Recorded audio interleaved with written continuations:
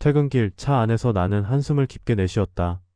자동차 계기판 위로 붉게 물든 석양이 스며들고 길게 늘어진 차선이 눈앞에서 흔들렸다. 오늘은 반드시 말을 꺼내야 했다. 몇 주 전부터 마음속에서 끓어오른 생각이 아니라 이미 오래전부터 준비해온 사실을 이제는 숨길 수 없었다. 하지만 준비했다고 해서 마음이 편해지는 건 아니었다.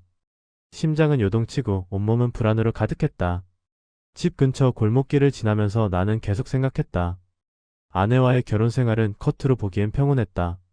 그러나 지난 몇 년간 나는 점점 아내의 따뜻한 마음과 배려를 외면해왔다. 내 눈과 마음은 이미 다른 곳을 향하고 있었다. 새로운 자극, 다른 사람에게서 느껴지는 흥분과 만족감이 나를 붙잡았다. 동시에 죄책감이 몰려왔지만 나는 그것을 억지로 눌러 참았다. 주차장을 지나 집 앞에 차를 멈추고 손에 쥔 서류와 마음속 말들을 정리하려 했지만 쉽지 않았다. 숨을 고르고 집 안으로 들어서자 저녁 노을빛이 거실 안으로 부드럽게 스며들었다. 아들은 아직 거실에서 놀고 있었고 아내는 식탁 앞에서 차분하게 저녁 준비를 하고 있었다. 그녀의 움직임은 평소처럼 섬세하고 정확했다. 아무 일도 없었던 것처럼 나는 다시 한번 죄책감을 느꼈다. 나는 마음을 다잡고 아내를 바라보았다. 그녀는 잠시 나를 보고 이내 고개를 숙였다. 그 순간 나는 결심했다.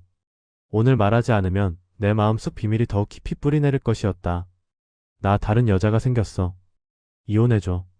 목소리는 낮고 단호했지만 내 안에서는 떨림과 묘한 안도감이 뒤섞였다. 말을 꺼냈다는 사실만으로 마음 한쪽이 가벼워진 착각에 잠시 빠졌다. 아내는 깊은 숨을 내쉬었다. 나는 그녀가 분노하거나 울거나 나에게 화를 낼 거라 예상했지만 그녀는 조용했다. 침착하게 내 눈을 바라보며 말했다. 알겠어요. 뭐 이혼해줄게요. 하지만 조건이 하나 있어요. 순간 나는 당황했다. 조건이라니? 내 머릿속에서는 온갖 시나리오가 스쳐갔다. 그녀가 단순히 나를 괴롭히려는 것일까? 아니면 나에게 교훈을 주려는 것일까? 아내는 말을 이어갔다.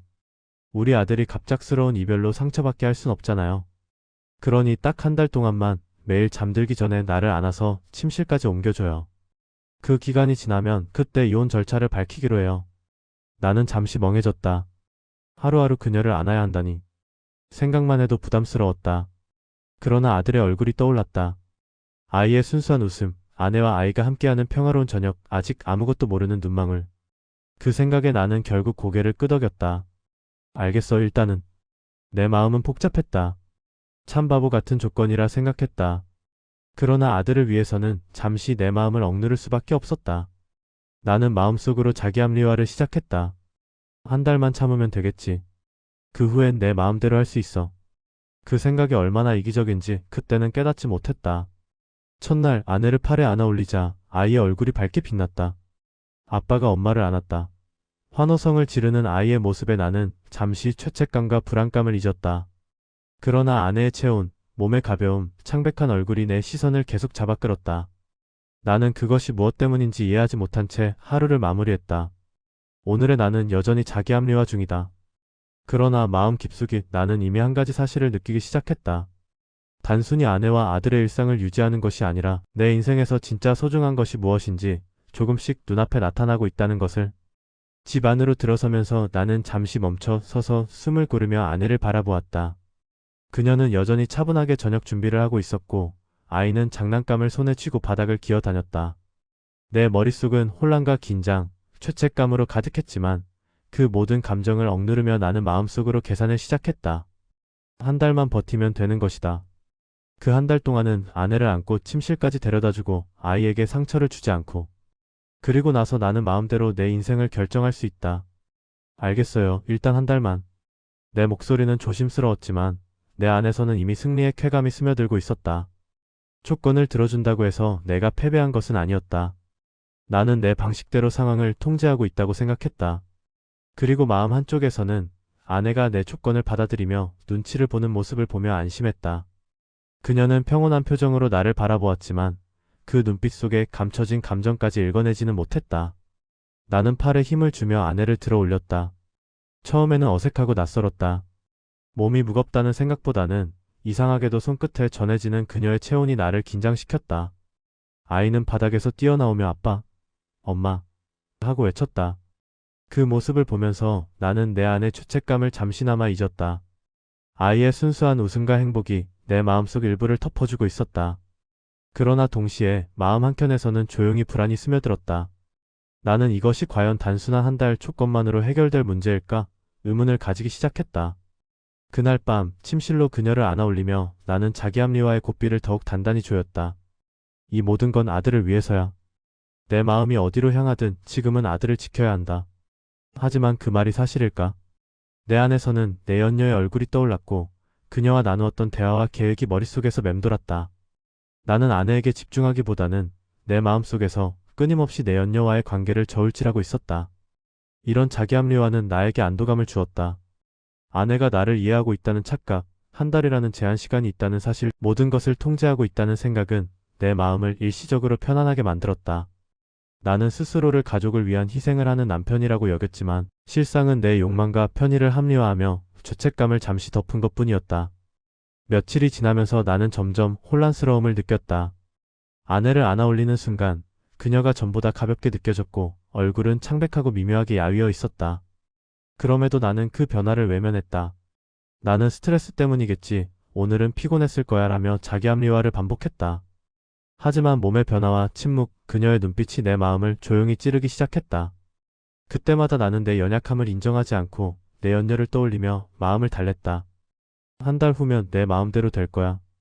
아내와의 관계는 잠시뿐, 그리고 그 후엔 그러나 마음속 깊은 곳에서는 이미 깨달음의 씨앗이 움트기 시작했다.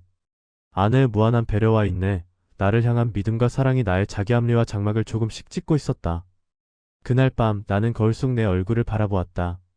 긴 하루를 보내고 온 몸이 지쳤지만 눈가에는 잔뜩 잡힌 주름과 피로가 선명했다. 나는 마음속으로 속삭였다. 나는 정말 옳게 하고 있는 걸까? 내 욕심과 편의를 위해 정말 가족을 지키고 있는 걸까? 하지만 대답은 쉽게 나오지 않았다. 내 안에서 죄책감과 오만, 사랑과 욕망이 뒤엉킨 채 서로를 밀고 당기고 있었다. 나는 침대에 누워 아내를 바라보았다. 한 달 동안 매일 그녀를 안아주면서 나는 스스로를 위로하며 그 모든 것을 아들에게 숨기려 했다. 하지만 마음 한구석에서는 이미 내 선택이 잘못될 수 있다는 두려움이 자리 잡았다. 나는 내 연녀와의 관계를 정리할 준비조차 하지 않은 채 아내를 안는 매 순간을 스스로의 죄책감과 욕망 속에서 버티고 있었다. 그렇게 첫 주가 지나고 두 번째 주가 다가올 때쯤 나는 깨달았다.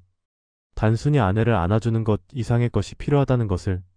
이 한 달 조건은 내 마음을 시험하고 진짜 나의 감정을 드러내게 만드는 시간이라는 것을. 나는 이제 자기 합리화만으로는 버틸 수 없음을 느꼈고 마음속에서 서서히 아내의 존재가 내 모든 생각을 장악하기 시작했다. 한 달 조건이 시작된 지 어느덧 3일째였다. 매일 아내를 팔에 안아 침실까지 데려다주는 일은 생각보다 힘들지 않았다. 물론 처음에는 어색했지만 손끝으로 느껴지는 그녀의 체온과 부드러운 몸짓은 점차 익숙해졌다. 나는 속으로 이 정도는 별거 아니야. 한 달만 버티면 끝나는 거잖아라며 스스로를 다독였다. 매일 반복되는 동작은 어느새 습관처럼 굳어졌고 나는 그것을 단순히 가족을 위한 작은 의무라고 합리화했다. 하지만 아내의 얼굴과 몸은 매일 조금씩 달라지고 있었다. 처음에는 피곤한 키색 정도로 생각했지만 점점 얼굴은 창백하고 살은 빠지고 몸은 깃털처럼 가벼워 보였다. 나는 그 변화를 보면서도 외면했다. 스트레스 때문이겠지, 오늘 하루가 힘들었겠지라는 말로 스스로를 설득하며 마음을 보호했다. 그녀가 힘들어하는 것을 받아들이는 대신 나는 내 마음속 방패를 높이 세우고 그저 반복되는 일상 속에 자신을 숨겼다. 아들을 보는 눈빛은 여전히 밝았다. 첫날과 다름없이 아이는 아빠가 엄마를 안는 모습을 보고 기뻐했다. 아빠, 엄마. 아이의 소리에 웃음을 터뜨리는 모습을 보며 나는 한편으로 안도감을 느꼈다. 이 한 달 동안 최소한 아들은 부모의 사랑을 느낄 수 있을 거라는 생각에 마음속에서 묘한 만족감이 피어올랐다. 하지만 그것은 잠깐뿐이었다. 내 안에서는 이미 묵직한 죄책감이 자리를 잡고 있었고 나는 그것을 의식하지 못한 채 무의식적으로 외면했다. 퇴근길마다 내 마음은 혼란스러웠다. 나는 내 연녀와의 약속과 계획을 떠올리며 오늘 밤 혹은 내일 저녁 그녀를 만나야 한다고 생각했다. 그 생각이 들 때마다 죄책감은 더욱 커졌지만 동시에 내 마음속 욕망과 기대감이 나를 붙잡았다. 아내와 함께하는 순간마다 나는 스스로를 가족을 지키는 남편이라고 합리화하며 마음을 달랬지만 그것은 단지 자기 기만일 뿐이었다. 하루는 아내를 안아 올리던 순간 그녀가 조용히 숨을 내쉬며 아 오늘은 힘들었네라고 작은 한마디를 던졌다. 나는 그 말이 가볍게 느껴져 그냥 흘려보냈다. 괜찮아, 잠깐 힘든 날일 뿐이야 라는 생각으로 내 마음을 닫았다. 하지만 내 마음 한구석에서는 이미 뭔가가 흔들리고 있었다. 그녀의 침묵, 창백한 얼굴, 그리고 가벼워진 몸이 점점 나의 시선을 사로잡았다. 나는 그것을 느끼면서도 스스로를 설득하며 별거 아닌 조건일 뿐이라고 계속해서 되뇌었다. 아이와 함께 있는 시간, 아내와 마주하는 시간, 침실로 그녀를 안고 들어가는 시간마다 나는 묘한 무력감을 느꼈다. 나는 그 무력감을 인정하지 않고 내 연녀와의 관계를 떠올리며 마음을 달랬다. 한 달 후면 모든 것이 내 뜻대로 될 거야 라는 생각이 스스로를 지탱하는 유일한 밧줄이었다. 그러나 조금씩 내가 스스로 만들어온 이 밧줄도 느슨해지기 시작했다. 어느 날 나는 침실로 아내를 안아 올리며 그녀의 머리카락을 스쳤다. 평소처럼 부드럽게 느껴지는 머리카락이 아니라 건조하고 힘없는 촉감이 내 손끝에 전해졌다. 나는 순간 움찔했지만 곧 스스로에게 말했다. 아무것도 아니야. 잠깐 피곤했을 뿐. 그렇게 스스로를 설득하며 침실 문을 닫았다. 이 시점에서 나는 서서히 깨닫기 시작했다. 단순히 한 달 조건을 수행하는 것이 아니라 매일 그녀를 안으며 나는 이미 나 자신의 감정을 조용히 빼앗기고 있었다. 하지만 나는 그것을 인정하지 않고 매일 반복되는 동작과 자기 합리화를 통해 현실을 회피했다. 내 마음속에서는 죄책감, 두려움, 사랑, 그리고 욕망이 서로 뒤엉켜 점점 나를 압박하기 시작했다. 나는 아직도 그것을 외면하며 단순한 조건일 뿐이라고 자신에게 계속해서 속이고 있었다. 그러나 마음 깊숙이 나는 이미 변화를 느끼고 있었다. 한 달이라는 시간 동안 아내와 나눈 사소한 접촉과 눈빛, 손끝으로 느껴지는 체온은 내 안에서 점점 진정한 감정을 깨우고 있었다. 나는 그것이 무엇인지 정확히 알 수 없었지만 분명한 사실은 나의 마음과 삶이 점점 아내에게 집중되고 있다는 것이었다. 그 한 달 조건이 시작된 지 어느덧 일주일이 지났다. 매일 그녀를 팔에 안아 침실로 옮기는 일은 반복적이고 일상적인 행위가 되어버렸지만 그 속에서 나는 점점 이상한 감각을 느끼기 시작했다. 처음에는 피곤한 기색 정도로 생각했지만 날이 갈수록 그녀의 얼굴과 몸에서 전과는 다른 기운이 느껴졌다.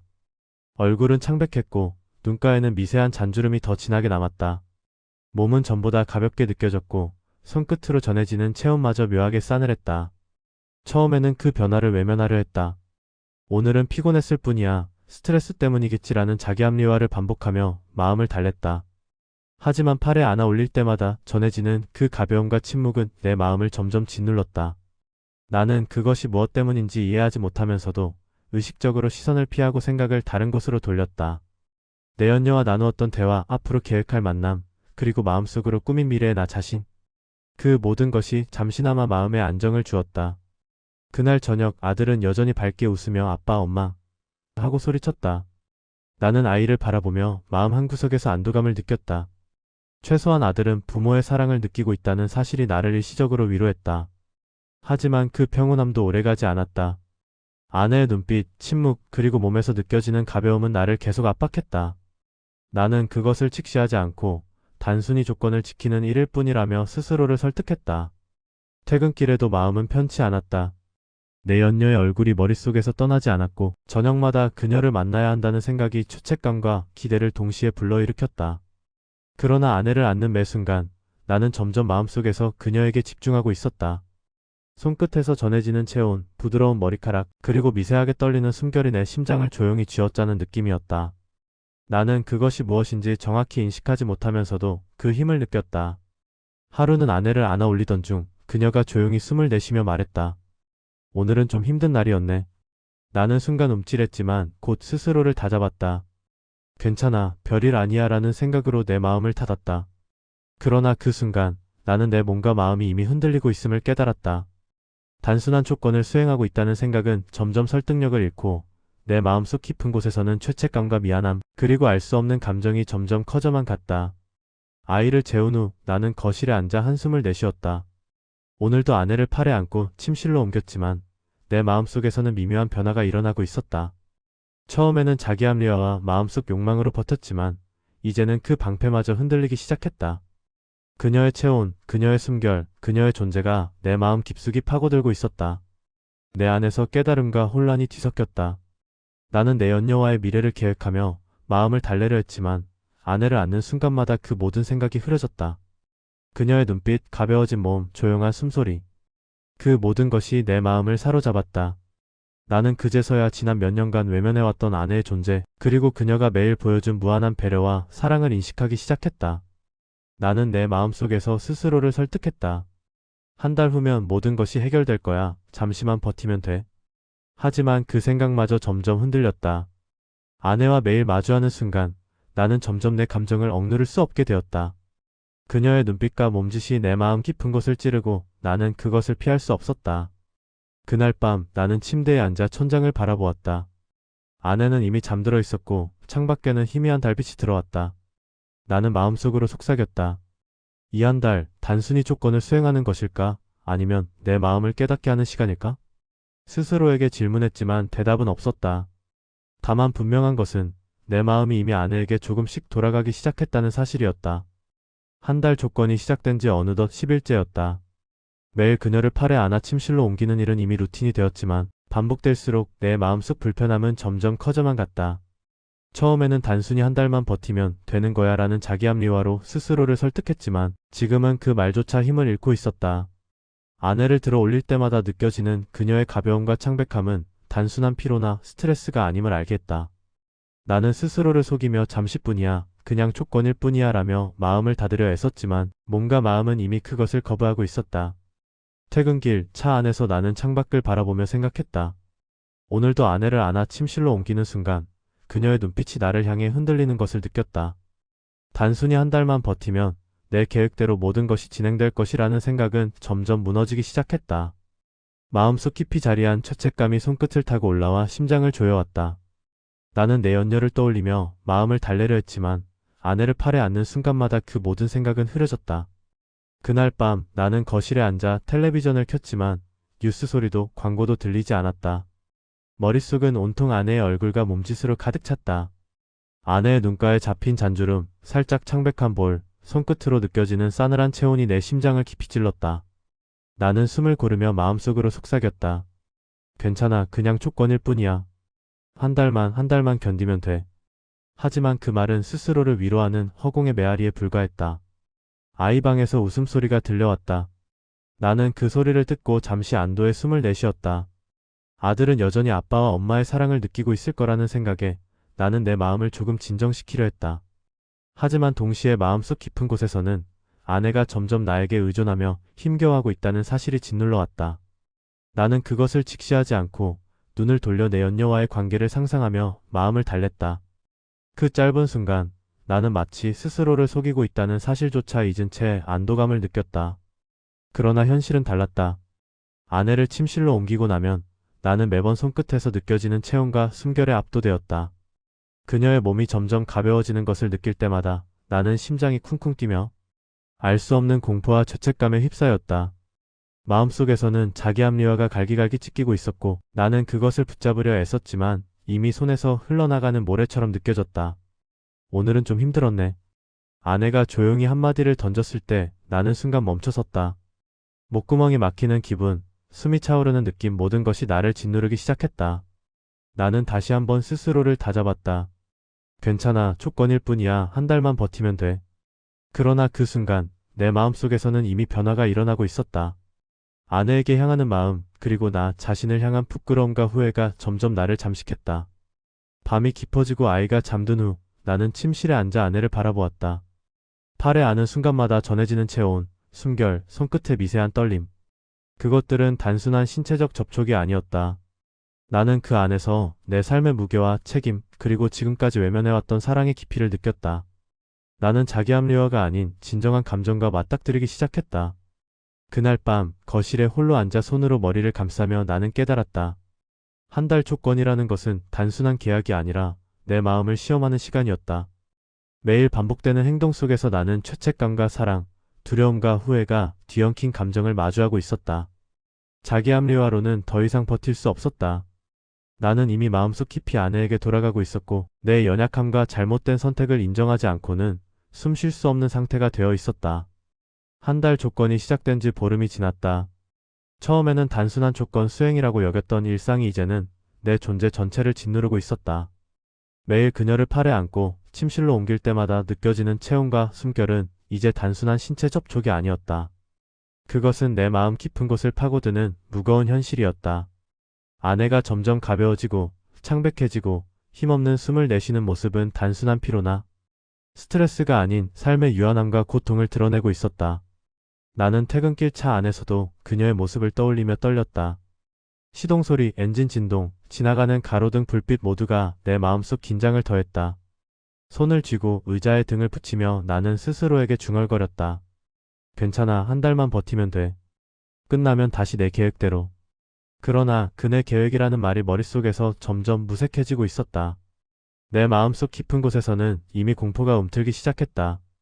아내가 나에게서 멀어지고 내 손에서 흘러나갈 수 있다는 생각만으로도 숨이 막혔다. 집에 들어서면 아이가 여전히 밝게 웃으며 나를 반겼지만 나는 그 웃음을 보면서도 마음 한 구석이 무너지는 것을 느꼈다. 아이에게는 웃고 있는 아버지, 안아주는 어머니가 여전히 존재하지만 나는 점점 현실과 마음이 분리되는 것을 경험하고 있었다. 아내를 팔에 안아 올릴 때마다 그녀가 가벼워지고 숨결이 잦아드는 느낌에 나는 무언가 큰 것을 잃는다는 공포에 휩싸였다.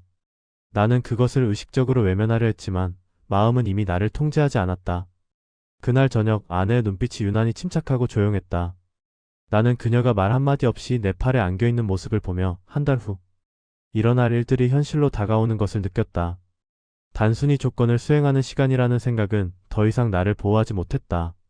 그녀가 점점 가벼워지고 날마다 조금씩 사라져가는 듯한 느낌이 내 안에서 깊은 공포를 일으켰다.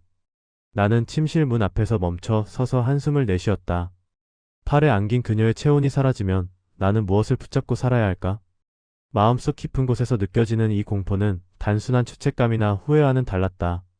그것은 내가 아내를 사랑하고 있다는 깨달음과 동시에 그녀를 잃을지도 모른다는 현실적 가능성이 만들어내는 두려움이었다. 아이를 방에 재우고 나서 나는 거실 소파에 앉아 한참을 멍하니 있었다. 텔레비전에서 흘러나오는 뉴스와 광고는 귀에 들어오지 않았다. 머릿속에는 오직 그녀의 얼굴, 창백한 볼, 손끝에 싸늘한 체온만이 맴돌았다. 한 달만 버티면 끝난다는 자기합리화는 더 이상 내 마음을 지탱하지 못했다. 오히려 그것은 나를 더 깊은 공포 속으로 밀어넣었다. 나는 그제야 진정으로 깨달았다. 이 한 달은 단순한 조건 수행이 아니라 내 마음과 삶이 시험받는 시간이라는 것을. 아내가 내 곁에서 점점 약해지고 힘을 잃어가는 모습을 볼 때마다 나는 공포와 후회, 죄책감이 한꺼번에 밀려오는 것을 느꼈다. 더 이상 숨을 곳도 외면할 곳도 없었다. 나는 내 안에서 무너지고 있었고 그 무너짐 속에서 처음으로 아내를 잃을 수 있다는 현실을 직시하게 되었다. 그날 밤 나는 침대에 앉아 팔에 안은 그녀를 내려놓았다. 손끝에서 느껴지는 체온, 숨결, 작은 떨림 하나하나가 내 마음을 조여왔다. 나는 이미 마음속 깊이 그녀에게 돌아가고 있었지만 동시에 공포는 날 잡아먹을 듯했다. 아내를 잃는 순간이 현실로 다가올수록 내 마음은 통제 불능 상태로 흔들렸다. 그 순간 나는 깨달았다. 한 달 조건은 단순한 계약이 아니라 내 삶에서 가장 소중한 것을 시험하고 있었던 것이다. 나는 공포에 사로잡힌 채 남은 시간 동안 무엇을 붙잡아야 하는지, 어떤 선택을 해야 하는지 고민했다. 그 모든 혼란 속에서 내 마음은 이미 아내에게 향하고 있었고 내 자신은 그것을 막을 수 없었다. 그날 저녁 나는 차 안에서 스스로를 다독이며 마음을 정리하려 했다. 퇴근길 내내 머릿속을 스쳐 지나가는 건 아내의 창백한 얼굴과 내 연녀와의 미래, 그리고 나 자신에 대한 부끄러움이었다. 아내를 팔에 안을 때마다 느껴지는 그 싸늘한 체온, 점점 가벼워지는 몸짓은 내 마음을 조용히 흔들었다. 하지만 나는 여전히 자기합리화에 매달렸다. 한 달만 견디면 모든 것을 다시 계획대로 진행할 수 있어. 나는 그렇게 속삭이며 스스로를 안심시키려 했다. 집에 도착하자 아이는 여느 때처럼 반갑게 달려왔다. 그 웃음 속에서 잠시 위안을 얻었지만 동시에 마음속 불안감은 더 커졌다. 아내의 변화가 단순한 피로나 스트레스가 아니란 사실을 나는 조금씩 인정하고 있었다. 하지만 나는 그것을 현실로 받아들이기보다는 마음속에서 스스로를 위로하며 어차피 한 달 후면 모든 것이 끝나라는 오만한 선택을 반복했다. 아내를 팔에 안아 침실로 옮길 때마다 나는 마치 시간을 되돌릴 수 있다는 착각 속에 빠졌다. 그녀를 안는 순간 나는 마음속 깊은 곳에서 사랑을 느꼈지만 동시에 그 사랑을 무시하고 내 계획대로 행동할 수 있다고 스스로를 설득했다.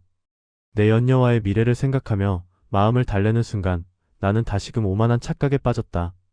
나는 아내에게 돌아갈 수도 있고 그녀를 놓치지 않을 수도 있어.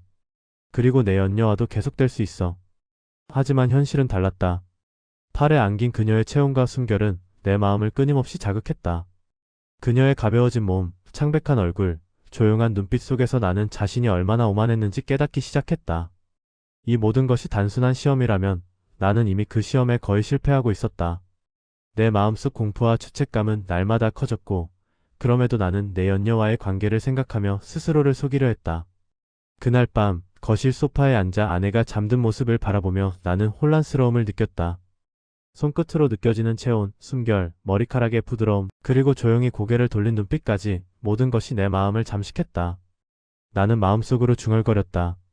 한 달만 견디면 다시 돌아갈 수 있어. 하지만 그 속삭임은 허공을 맴돌 뿐 마음을 진정시키지 못했다. 나는 이미 아내에게 향한 마음을 숨길 수 없었고, 동시에 그 마음을 인정하지 않으려는 오만한 자기 합리화가 충돌하고 있었다.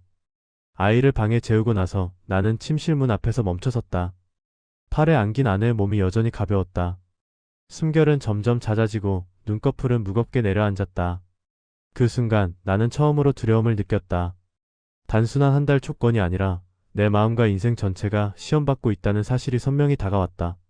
하지만 나는 여전히 되돌릴 수 있다는 착각을 버리지 못했다. 나는 아내에게 돌아갈 수도 있어. 지금부터라도 제대로 마음을 쓸 수 있어. 나는 내 연녀에게 마음을 정리할 결심을 했다. 퇴근길 전화기를 손에 들고 내 연녀에게 말했다. 그만하자. 내가 아직 아내를 사랑하고 있다는 걸 이제 깨달았어. 말을 하면서도 마음속에서는 혼란이 뒤엉켰다. 한쪽에서는 죄책감과 후회가 폭풍처럼 몰려오고, 다른 한쪽에서는 아내에게 돌아갈 수 있다는 오만한 희망이 나를 붙들고 있었다. 집에 들어서자 아이가 작은 목소리로 아빠, 엄마 하고 불렀다. 나는 아내를 바라보며 심장이 터질 듯 두근거렸다. 팔에 안긴 그녀의 체온과 숨결, 조용히 닫힌 눈꺼풀. 그 순간 나는 깨달았다. 마음속 오만과 착각이 아무리 강해도 현실은 이미 나를 시험하고 있었다. 이 한 달은 단순한 시간의 흐름이 아니라 나 자신이 얼마나 나쁜 선택을 하고 있었는지, 그리고 얼마나 큰 상실을 마주하게 될지를 보여주는 시험이었다. 그날 밤 침실에 앉아 팔에 안긴 아내를 바라보며 나는 마음속으로 다짐했다. 이제 더 이상 자기 합리화나 오만한 착각에 매달리지 않겠다고. 남은 시간 동안 내 마음을 솔직하게 마주하고 그녀를 진정으로 바라보고 아이에게도 올바른 아버지가 되겠다고.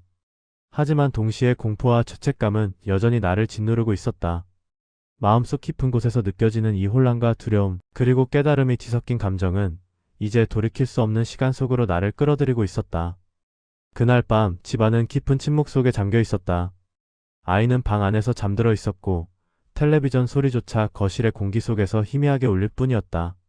나는 거실 소파에 앉아 팔에 안긴 아내를 내려놓고 숨을 고르며 그동안의 모든 선택을 되돌아봤다. 내 마음속은 혼란과 죄책감, 후회, 그리고 공포로 뒤엉켜 있었다. 나는 스스로에게 소리쳤다. 도대체 왜 그랬지? 왜 나는 그녀에게 진심을 보여주지 못했을까? 팔에 안긴 순간마다 느껴지는 그녀의 싸늘한 체온과 점점 가벼워지는 몸짓이 내 심장을 찔렀다. 나는 그동안 내 연녀와 함께했던 모든 순간을 떠올렸다. 달콤함과 희열 속에서 스스로를 위로하려 했던 선택들이 이제 내 마음속에서는 부끄러움과 자기 혐오로 변해 있었다. 그녀가 나를 바라보던 조용한 눈빛, 살짝 떨리는 손끝, 깃털처럼 가벼운 몸짓은 나를 완전히 무너뜨리고 있었다. 나는 깨달았다. 지금까지의 선택은 단순한 실수가 아니었다. 그것은 내 마음을 외면하고 사랑과 책임을 회피한 명백한 잘못이었다. 내 연녀와의 관계를 떠올리며 스스로를 달래던 지난 시간은 단지 내 마음의 허영과 오만을 지탱하는 수단에 불과했다. 아내에게 향하는 마음을 외면하는 동안 나는 사랑과 책임에서 도망치고 있었던 것이다. 그때 나는 내 연녀에게 전화를 걸었다. 손이 떨리고 목소리가 갈라졌지만 한마디로 정리했다. 그만하자. 내가 아직 아내를 사랑하고 있다는 걸 이제 깨달았어. 말하면서도 나는 깊은 죄책감에 휘청였다. 단순히 관계를 끝내는 것만으로는 내 마음이 진정될 수 없다는 것을 알았다. 내 모든 잘못과 회피, 자기 합리화가 이제야 비로소 나를 짓누르고 있었다. 집으로 들어서자 아이는 거실에서 조용히 울고 있었다. 눈에는 눈물이 가득했고 내 마음은 조용히 깨져나갔다. 아빠가 엄마를 팔에 안고 침실로 들어가는 모습을 봤을 때의 행복한 미소가 지금은 절망과 혼란으로 바뀌어 있었다. 나는 아들을 안아달라는 부탁조차 제대로 이행하지 못했다는 죄책감에 눈물이 났다. 침실 문을 열고 들어갔을 때 아내는 여전히 잠든 듯 누워 있었다. 그 순간 나는 팔을 떨며 그녀의 곁에 무릎을 꿇었다. 손끝으로 느껴지는 체온, 조용히 오므린 손, 눈을 감은 얼굴 하나하나가 내 심장을 찢어 놓았다. 나는 스스로에게 중얼거렸다. 진작 알았어야 했어. 이렇게 될 줄 알면서 왜 마음을 다하지 않았지. 그때 아내의 곁에 놓인 편지 한 장이 눈에 들어왔다. 떨리는 손으로 편지를 열어 읽는 동안 내 마음속은 완전히 붕괴했다. 그녀는 이미 자신의 마지막을 알고 있었고 남편인 나와 아들을 위해 모든 것을 계획하고 있었다. 한 달 동안 매일 안기게 해달라는 요청은 단순한 조건이 아니라 마지막 순간까지 가족의 기억을 따뜻하게 만들고자 한 배려였다. 나는 그 편지를 읽으면서 그동안 얼마나 스스로를 속이며 오만하게 행동했는지를 절실히 깨달았다. 나는 무릎을 꿇고 울었다. 그동안 내 마음을 외면하고 사랑을 회피하며 아내와 아들, 내 자신까지 속여왔던 모든 시간이 주마등처럼 스쳐 지나갔다. 자기 합리화와 오만, 허용으로 채워진 내 마음은 이미 붕괴했고 남은 건 깊은 죄책감과 절망뿐이었다. 나는 그 순간 비로소 진실을 직시했다. 아내에게 향한 마음, 아들에 대한 책임, 그리고 내 자신이 감당해야 할 모든 결과를. 그 후 나는 아내에게 향한 마음을 완전히 인정하고 내 연녀와의 관계를 정리했다. 단순한 선택이 아니라 내 삶과 사랑을 바로잡는 행동이었다. 하지만 동시에 내 마음속 깊은 곳에는 아내를 지키지 못한 죄책감과 후회가 남아 있었다. 그녀가 마지막 순간까지 가족의 기억을 따뜻하게 남기려 했다는 사실이 나를 찔렀고 나는 그 기억 속에서 다시는 외면하지 않겠다고 다짐했다. 그날 밤 침실에서 팔에 안긴 아내를 바라보며 나는 깨달았다. 사랑은 거창한 말이나 화려한 표현이 아니라 매일 곁을 지키고 사소한 행동 속에서 책임과 마음을 다하는 것이었다. 그리고 그것을 깨닫지 못한 지난 시간들은 이미 되돌릴 수 없다는 사실 또한 받아들였다. 그날 밤 나는 침실 문 앞에서 멈춰섰다. 심장은 미친 듯이 뛰었고 숨조차 제대로 쉴 수 없었다. 아내가 잠든 것처럼 보였지만 나는 그녀의 숨결을 느낄 수 없었다. 팔에 안겼을 때 느껴지던 따스함, 숨결, 체온이 모두 사라지고 대신 싸늘한 공기만이 내 마음을 파고들었다. 손끝이 떨리고 눈앞이 흐려졌다. 나는 무릎을 꿇고 아내의 곁으로 다가갔다.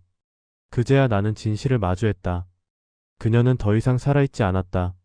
한 달 동안의 조건, 그녀의 마지막 배려, 모든 것이 이제는 지나간 시간이었다. 내 마음속에서는 후회와 자기 혐오가 폭풍처럼 몰아쳤다. 왜 나는 깨닫지 못했나? 왜 사랑한다고 말하지 못했나? 왜 이렇게 늦게서야 마음을 열었나? 나는 팔을 뻗어 그녀의 손을 잡았다. 차갑고 힘없는 손끝에서 내 모든 죄책감이 밀려왔다. 지난 시간 동안 내 마음속 오만과 자기 합리화로 인해 그녀를 지키지 못했던 것이 지금 내 눈앞에서 현실로 드러났다. 아이는 방에서 울고 있었고 나는 아들에게 무엇을 보여줘야 할지 몰랐다. 부드럽게 달래고 싶은 마음과 이제 모든 것을 잃어버렸다는 절망이 뒤엉켰다. 그 순간 나는 내 연녀와의 관계까지 돌아봤다. 달콤함과 위안으로 스스로를 달래며 선택했던 그 시간들, 그리고 아내와 아이를 등진 내 마음이 얼마나 잘못되었는지를 깨달았다. 나는 휴대폰을 들어 내 연녀에게 전화를 걸었다. 우리 이제 끝내야겠어. 말하는 내 목소리는 갈라졌고 숨은 가쁘게 몰렸다. 한쪽에서는 아내를 잃은 슬픔, 한쪽에서는 내 선택의 무게가 나를 완전히 짓누르고 있었다. 침실에 다가가 아내를 바라보았다. 눈을 감은 그녀의 얼굴, 깃털처럼 가벼운 몸, 조용히 닫힌 입술, 손끝에 남은 미세한 떨림까지. 나는 손끝으로 얼굴을 스쳤다. 차갑지만 그녀가 남긴 마지막 배려와 사랑의 흔적이 느껴졌다. 그리고 그제야 나는 깨달았다. 진정한 사랑은 단순히 말로 표현하는 것이 아니며 화려한 순간이 아니라 매일의 작은 행동과 마음속 진실로 드러나는 것이라는 사실을. 내 마음은 이미 완전히 붕괴했다. 그동안의 자기 합리화, 오만, 욕심, 죄책감, 후회가 모두 한꺼번에 밀려왔다. 아이에게 좋은 아버지가 되지 못한 지난 시간, 아내를 지키지 못한 선택, 내 연녀와의 불필요한 관계까지 모든 것이 내 마음을 짓눌렀다. 나는 소리내어 울었고 무릎을 꿇은 채 아내의 손을 붙잡았다.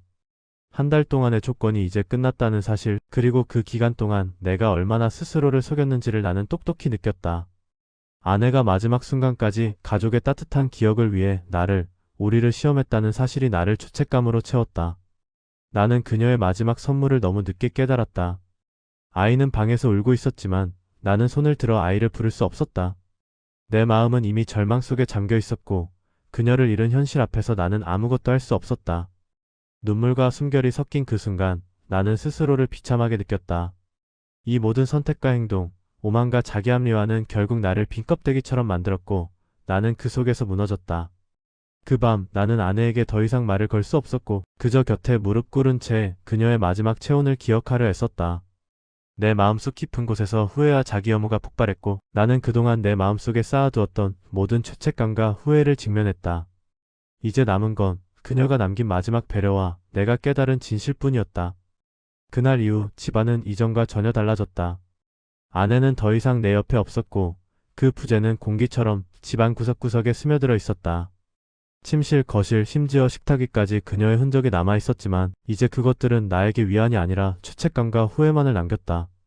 나는 매일 아침 눈을 뜨면 먼저 그녀의 빈자리를 확인했다. 그 빈자리는 시간이 지나도 줄어들지 않았고 대신 내 마음속 후회와 죄책감은 끝없이 불어나기만 했다. 아이를 깨우고 학교에 보내는 일상은 더 이상 단순한 일과가 아니었다. 아들을 바라볼 때마다 나는 아내의 따뜻한 손길과 그녀가 남긴 배려를 떠올렸다. 그녀가 없으므로 내가 해야 할 역할이 더욱 무겁게 느껴졌다. 나는 스스로를 탓하며 왜 그토록 오만하게 자기 합리화에 매달렸는지, 왜 그녀의 사랑과 희생을 제때 알아보지 못했는지 후회했다. 매일 아들을 챙기고 밥을 먹이고 숙제를 봐주고 재우는 과정마다 그녀의 빈자리가 나를 꾸짖는 듯했다.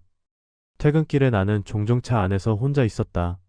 손을 창밖에 내밀어 지나가는 가로등 불빛을 바라보며 마음속으로 아내에게 사과했다. 미안해, 너무 늦게 알았어, 사랑했어. 그러나 그녀는 듣지 못했고 나에게 돌아올 수 있는 시간은 이미 사라진 뒤였다. 내 마음속 오만과 욕심, 그리고 자기합리화로 가득했던 시간은 이제 돌이킬 수 없었다. 나는 내 연녀와도 완전히 관계를 정리했다. 달콤함과 위안으로 가득했던 그 시간들은 모두 사라졌다. 그녀에게 전화로 말했다. 우리 이제 끝내자. 나는 돌아가야 할 곳이 있어. 그러나 마음 한편에서는 이미 늦었음을 깨닫고 있었다. 돌아갈 곳은 아내가 남긴 기억 속뿐이며 그곳에서 나를 용서하지 않을 아내의 그림자만이 남아있었다. 아이와 함께 저녁을 먹으며 나는 매 순간 아내의 흔적과 그녀가 남긴 사랑을 떠올렸다. 식탁이 된장찌개와 구운 생선, 그리고 따뜻한 공기 속에서 그녀가 했을 웃음소리와 대화가 머릿속을 맴돌았다. 아이가 조용히 밥을 먹는 모습을 보며 나는 결심했다. 남은 삶은 그녀가 남긴 책임과 사랑을 실천하는데 모두 바치겠다고. 그러나 마음 한쪽 깊은 곳에서는 여전히 후회와 자기 혐오가 나를 괴롭혔다. 밤이 되면 나는 침실에서 아들의 잠든 모습을 바라보며 혼잣말을 했다. 아빠가 많이 부족했지만 이제라도 최선을 다할게. 너에게도, 너를 지켜주었던 엄마에게도. 하지만 그 말은 어디까지나 나 자신을 달래는 주문일 뿐 아내의 귀에는 닿을 수 없었다. 나는 아내를 잃은 그날부터 매 순간 그녀의 빈자리를 느끼며 살아야 한다는 현실을 받아들였다. 그 빈자리 속에서 나는 매일 울고 반성하고 사랑을 새롭게 배워야 했다. 가끔 아내가 내 곁에 없는 사실을 믿기지 않을 때가 있었다. 팔에 안겨있던 그녀의 체온, 잠들기 전 나를 바라보던 눈빛, 마지막 편지 속 따뜻한 배려가 머릿속에서 떠나지 않았다. 나는 그 모든 순간들을 기억하며 스스로를 꾸짖었다. 늦게 깨달은 사랑, 늦게야 인식한 책임, 그리고 너무 늦게 시작한 후회의 시간. 그렇게 나는 남은 시간을 아들과 함께 살아가며 아내가 남긴 사랑과 기억을 마음속에서 실천하고자 했다. 하지만 마음 한켠에서는 여전히 공허와 후회가 자리했다. 내가 아무리 노력해도 그녀를 다시 돌릴 수 없다는 사실은 나를 매 순간 상기시켰다. 용서받지 못한 채 남겨진 나는 이제 오직 아들과 함께 살아가며 사랑과 책임을 지켜가는 사람으로 남을 수밖에 없었다. 그 밤 나는 다시 한번 무릎을 꿇었다. 아내를 다시 안을 수는 없지만 그녀가 남긴 사랑을 기억하며 살아가겠다고. 그리고 그 사랑이 내 마음속에서 사라지지 않도록 아들에게도 전하며 살아가겠다고. 끝내 나는 깨달았다. 인생에서 진짜 소중한 것은 거창한 말이나 화려한 순간이 아니라 곁에 있는 존재를 지키고 매일의 사소한 행동 속에서 마음을 다하는 것이었다. 그리고 나는 그 진실을 너무 늦게 깨달았음을, 평생 안고 살아야 한다는 사실을.